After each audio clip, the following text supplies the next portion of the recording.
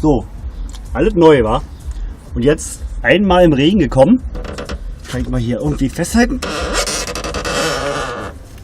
Hört man das? Das hört man bei jeder Bodenwelle. Muss ja nicht sein, oder?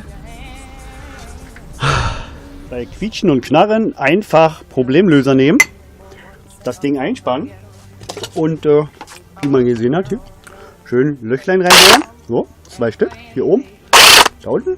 So, Problem gelöst. Und schön einsprühen. Rein ins Loch. So. Und dann, wenn man es bewegt, kein Quietschen mehr. Billig, willig. So, wieder eingebaut und man höre da nix.